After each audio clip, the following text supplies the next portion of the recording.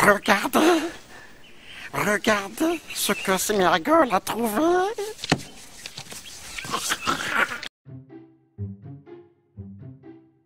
D'après Galilée, le grand livre de la nature est écrit en langage mathématique. À travers cette capsule, nous allons aborder un chapitre de ce livre consacré à la conductivité électrique en solution aqueuse. Pour introduire cette vidéo, observons la photo suivante. Il s'agit d'un conductimètre. Celui-ci est en train de mesurer la conductivité d'une solution de chlorure de sodium. Cette solution est composée d'ions Na+, sodium et d'ions chlorure. Vous voyez ici la valeur mesurée, donc 5,01 millisiemens par centimètre. La question que nous allons nous poser, c'est la suivante. Peut-on calculer la concentration en ions chlorure à partir de cette mesure? Pour répondre à cette question, nous allons d'abord définir la grandeur conductivité. Ensuite, nous verrons la loi de Collerot qui permet justement de relier la concentration en ions à la conductivité de la solution qui contient ces ions. Et enfin, nous verrons les différentes techniques de dosage qui mettent en œuvre un conductimètre. Est-ce qu'une solution est conductrice de l'électricité? Pour répondre à cette question, nous allons imaginer l'expérience suivante. Nous avons une pile, des fils conducteurs en métal, en général c'est du cuivre, et une lampe qui nous permet de visualiser si le courant circule ou pas. Et ici donc un récipient qui contiendra une solution avec deux électrodes qui trempent dans la solution. En premier temps, on considère que cette solution c'est une solution d'eau sucrée. C'est la formule du saccharose, qui est le sucre, imaginons présent ici dans la solution. Mais là on constate que la lampe ne s'allume pas. Donc dit autrement, le courant ne circule pas, une solution sucrée ne peut pas conduire l'électricité. Deuxième temps, on remplace la solution d'eau sucrée par une solution d'eau salée. L'eau salée va contenir les deux ions sodium Na+, et chlorure Cl-. Et là, qu'est-ce qu'on constate? La lampe s'allume. Donc le courant circule bien. Alors au niveau des fils métalliques, on a ce qu'on appelle les électrons libres qui vont charger négativement et donc ils vont être attirés par la borne plus, donc ils vont circuler de la gauche vers la droite. C'est eux qui sont responsables de la circulation du courant. Et dans la solution sont les ions. Les ions chlorure, de même signe que les électrons, vont être attirés par la borne plus de la pile, donc par cette électrode-là.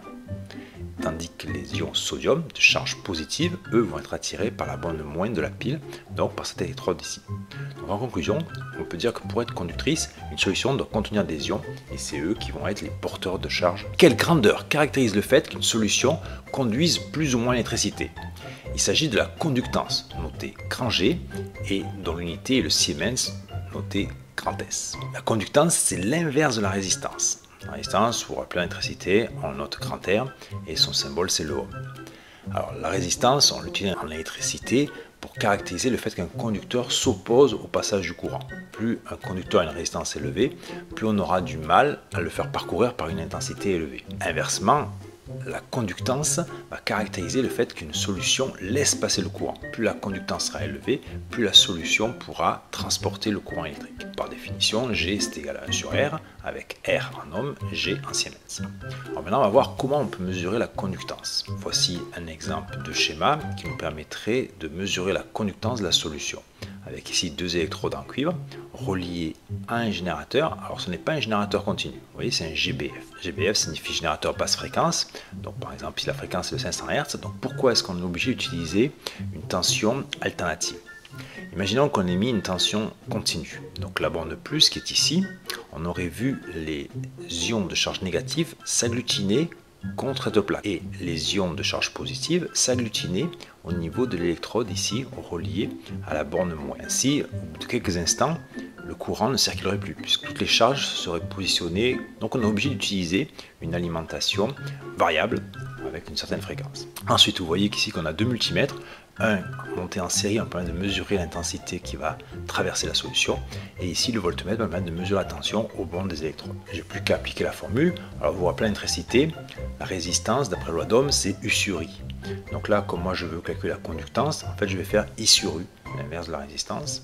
Donc j'applique par rapport aux valeurs qui sont mesurées ici.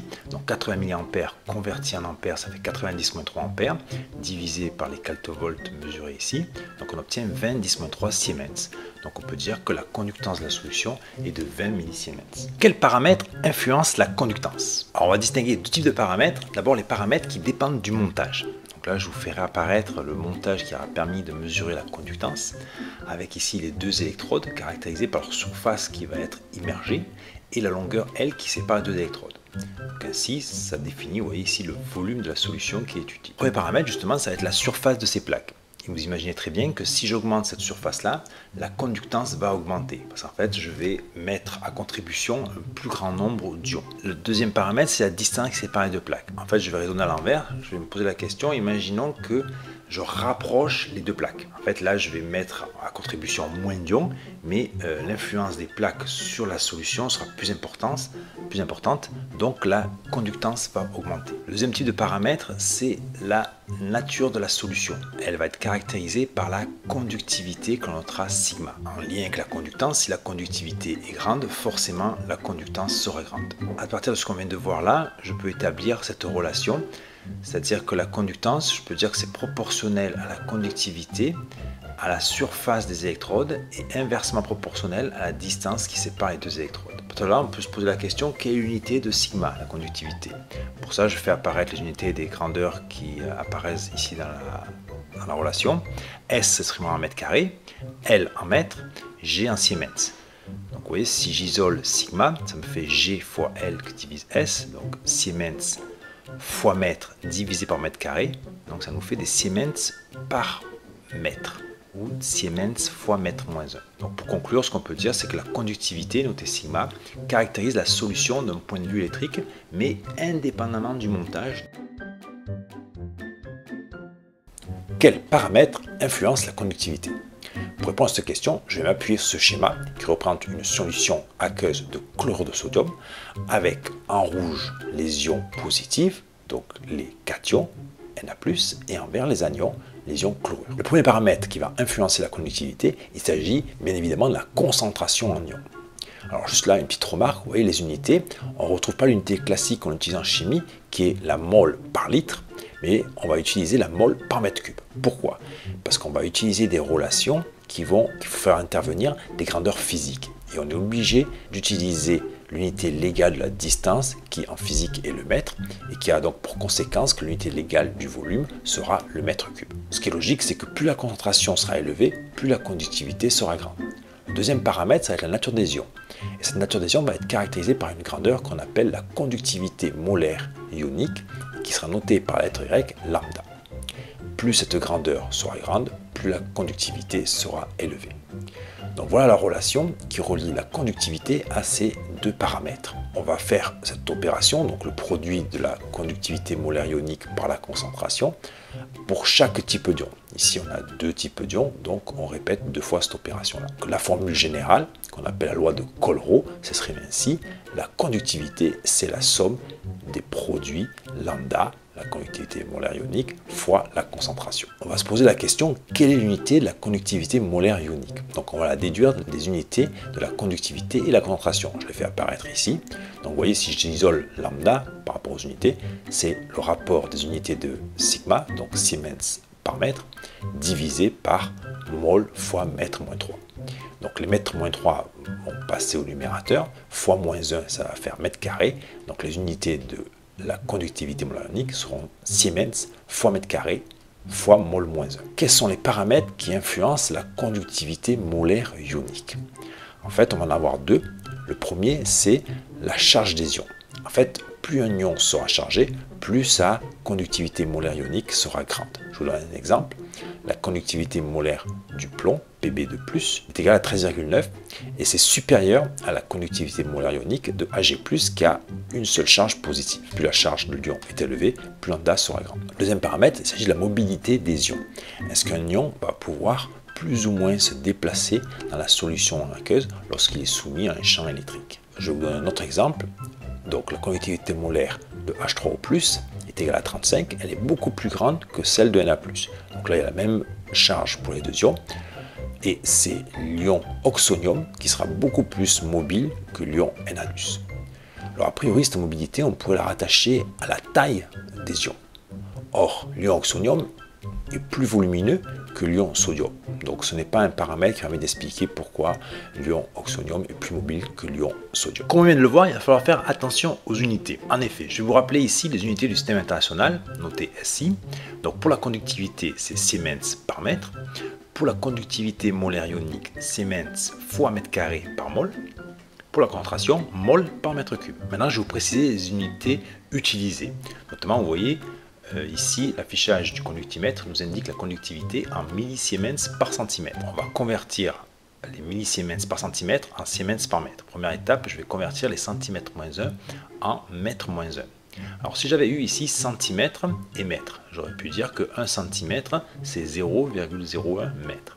Comme il y a moins 1, en fait, je fais l'opération inverse. Je vais multiplier par 100.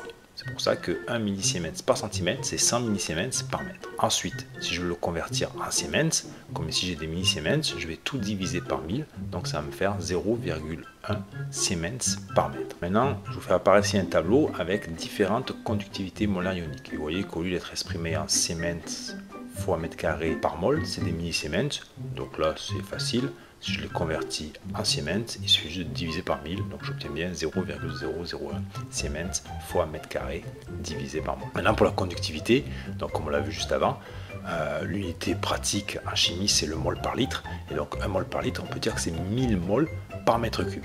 D'accord? Donc c'est le même principe que pour les centimètres moins 1 et les mètres moins 1. Si j'avais eu 1 litre à exprimer en mètre cube, ça m'aurait fait 1 litre égale 1 10 moins 3 mètres cubes, ou 0,001 mètre cube. Comme c'est moins 1, je peux dire que 1 litre moins 1, c'est 1000 mètres moins 3. Qu'est-ce qu'un dosage? Un dosage est une technique qui permet de déterminer avec précision la concentration d'un soluté en solution. Donc on distingue deux types de dosage. Tout d'abord le dosage par étalonnage et ensuite on verra le dosage par titrage. Donc un dosage par étalonnage consiste à mesurer une grandeur physique qui est liée à la concentration en soluté, tandis que le dosage par titrage va consister à faire réagir chimiquement l'espèce à doser avec un autre réactif. Nous, ce qu'on va voir, ce sont des dosages en utilisant le conductimètre. Donc là, la conductivité sera la grandeur physique mesurée. Et ici, en fait, le conductimètre va nous servir à mesurer donc au cours du titrage la conductivité du milieu réactionnel, et vous verrez qu'on va pouvoir exploiter la courbe sigma en fonction du volume de la solution titrante pour en déduire le volume équivalent. Commençons par le dosage par étalonnage. Donc voici le principe. La première étape consiste à mesurer la conductivité d'une gamme de solutions étalons.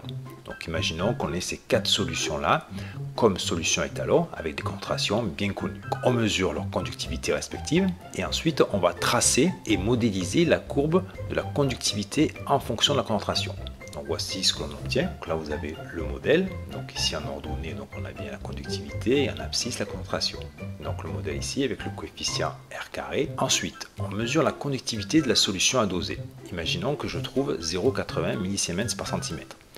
Donc déjà, dans un premier temps, ce qu'on peut voir, c'est estimer la conductivité graphiquement. Vous voyez ici, je reprends ma valeur de 0,8, je trouve l'abscisse correspondant, donc ça fait à peu près 6 et quelques. Pour être plus précis, je vais utiliser mon modèle que j'ai obtenu ici. Donc je vais extraire la concentration. Je peux dire que la concentration, c'est la conductivité que divise le coefficient directeur trouvé ici, donc 0,1261. Je remplace la conductivité par ma valeur mesurée et j'obtiens 6,3 mmol par litre. Donc voilà le principe d'un dosage par étalonnage en utilisant un conductimètre. Deuxième type de dosage, le dosage par titrage. Donc voici ici le schéma qui représente un dosage par titrage avec, vous les avez reconnus, l'agitateur magnétique en bas qui va nous permettre, grâce au barreau aimanté, d'homogénéiser le milieu réactionnel dans le bécher. Donc ici nous avons un bécher. La sonde conductimétrique reliée au conductimètre qui nous permet de suivre le titrage en mesurant la conductivité. Au-dessus, la burette qui contient la solution titrante, dont la concentration sera connue et dont on va déterminer le volume équivalent nécessaire pour atteindre l'équivalence. Et dans le bécher, initialement, il y a uniquement la solution attitrée de concentration CA inconnue et de volume VA mesuré avec précision. Alors nous on va prendre l'exemple d'une solution titrée de chlore de sodium qui va être titrée par une solution de nitrate d'argent. L'équation de la réaction support du titrage est la suivante. Les ions Ag+ de la solution titrante vont réagir avec les ions chlorure de la solution attitrée pour former le chlorure d'argent qui est un précipité donc solide. Alors là, je vais vous montrer une technique qui permet de justifier ou anticiper la forme de la courbe lorsqu'on va tracer la conductivité en fonction du volume de la solution titrante versée. On dresse un tableau où on fait apparaître tous les ions qui vont être présents dans le bécher. On va faire apparaître les ions qui participent à la réaction et les ions spectateurs. Alors les ions spectateurs, il y en a deux. Il y a Na+, qui est présent dans la solution attitrée, et NO3- dans la solution titrante. Et ensuite, Ag+, et Cl-, des ions qui participent à la réaction. Alors le but, ça va être de donner l'évolution de la concentration des ions avant l'équivalence et après l'équivalence. Alors on va commencer par les ions spectateurs, les ions Na+. Ce qu'on veut, c'est que malgré qu'on verse ici un certain volume de solution titrante, la concentration en ion Na+, reste constant. Pour obtenir ceci, on va mettre un volume d'eau suffisamment pour que cet effet de dilution dû au fait de rajouter solution titrante soit négligeable. Ainsi, je peux ici dans mon tableau dire que la concentration en Na+, reste constante. Pour les ions Na3-, c'est le même principe, sauf que eux, comme ils sont versés grâce à la burette ici, leur concentration dans le bécher va augmenter, et que ce soit avant ou après l'équivalence, elle augmente. Maintenant, passons aux ions qui participent aux réactions. Tout d'abord, les ions argent. Les ions argent, avant l'équivalence, dès qu'on les verse, ils vont réagir avec les ions chlorure. Donc, ils ne seront pas présents, donc leur concentration sera nulle. Après l'équivalence, il n'y aura plus d'ions chlorure. Donc, la concentration en ion Ag+ va augmenter. Et les ions chlorure, eux, ils sont présents initialement, mais au fur et à mesure que je vais verser la solution titrante, leur concentration va diminuer, puisqu'ils réagissent avec les ions Ag+, jusqu'à ce que j'atteigne l'équivalence, et à ce moment-là, il n'y aura plus d'ions chlorure. Maintenant que je suis là, je vais en déduire l'évolution de la conductivité avant et après l'équivalence. Alors je vais commencer après l'équivalence, parce que vous allez voir, c'est beaucoup plus facile. Na+ et Cl- ne jouent aucun rôle, puisqu'ils sont constants ou nuls, et NO3- et Ag+ augmentent. Donc je vais en conclure que ma conductivité va augmenter. Avant l'équivalence, vous voyez, il y a un souci, parce que ici c'est constant, nul, et à cause des ions nitrates, ma conductivité devrait augmenter, mais à cause des ions chlorure, ma conductivité devrait diminuer. Donc là, il faut que je tranche. Et pour trancher, on va utiliser les conductivités molaires ioniques des deux ions. Et là, je vois que la conductivité molaire ionique des ions chlorure est supérieure à celle des ions nitrates. Donc c'est les ions chlorure qui vont l'emporter, ma conductivité va diminuer. Donc voici le graphique que l'on obtiendrait si on faisait les mesures. Et vous voyez, ça confirme bien ce qu'on a ici deviné. Avant l'équivalence, la conductivité diminue, et après l'équivalence, elle augmente. Et vous voyez que la pente, lorsqu'elle augmente, est beaucoup plus grande que lorsqu'elle diminue. C'est dû au fait que là, il y avait deux ions qui faisaient augmenter la conductivité, tandis que là, il n'y a que les ions chlorure. Une fois que je suis là, comment est-ce qu'on détermine le volume équivalent? En fait, ici, on a deux portions de droite. On va donc tracer ces deux droites, avant et après l'équivalence. Et le point d'intersection correspond au point à l'équivalence, et donc l'abscisse de ce point-là va nous donner le volume à l'équivalence. Et donc on lit ici graphiquement le volume équivalent qui est égal à environ 12 ml. Pour conclure, revenons à la question qu'on s'était posée lors de l'introduction et qui était la suivante. La mesure de la conductivité permet-elle de calculer la concentration en ion chlorure? Tout d'abord, nous allons examiner quelles sont les différentes concentrations que l'on peut déterminer dans une solution de chlorure de sodium. Donc nous avons deux types d'ions, et pour que la solution soit neutre, il faut qu'il y ait autant d'ions Na+ que d'ions Cl-. Donc la concentration en ion Na+ est égale à la concentration en ion Cl-, et on appellera cette concentration petit c. Là, je vais vous donner les conductivités molaires ioniques de ces deux types d'ions, donc pour l'ion sodium, pour l'ion chlorure. Nous allons appliquer la loi de Colrau, qui dit que la conductivité, c'est la conductivité molaire ionique des ions sodium fois leur concentration, plus la conductivité molaire des ions chlorure fois leur concentration. Et donc, comme on l'a vu là, je vais mettre petit c en facteur. Et donc, j'obtiens cette relation-là. Et donc, moi, si je veux calculer la concentration, je vais isoler C. Donc, ça me fait bien la conductivité que divise la somme des conductivités molaires ioniques. Donc, je fais l'application numérique. Et c'est là qu'il faut faire attention. Pourquoi? Donc là, si je fais l'opération, au numérateur, je suis bien, alors l'unité là, c'est peut-être pas très lisible, mais c'est des millisiemens par centimètre. Par contre, au dénominateur, vous voyez que les unités là, j'ai des millisiemens fois mètre carré fois mol-1. Donc là, si je fais entre guillemets bêtement l'opération, ça va être faux. Il faut au préalable que je exprime avec les bonnes unités ces deux grandeurs pour que je puisse avoir un résultat cohérent. On va transformer le millisiemens par centimètre en millisiemens par mètre. Vous rappelez l'opération, donc quand je veux passer de centimètre moins 1 à mètre moins 1, je vais multiplier par 100. Donc ça me fait 501 millisiemens par centimètre. Donc maintenant je fais l'opération. Pourquoi? Vous voyez, les millisiemens vont s'éliminer, les mètres moins 1 et les mètres carrés là vont pouvoir, c'est compatible, et mol moins 1. Donc je vais obtenir en fait des moles par mètre cube, donc 39,6 mol par mètre cube.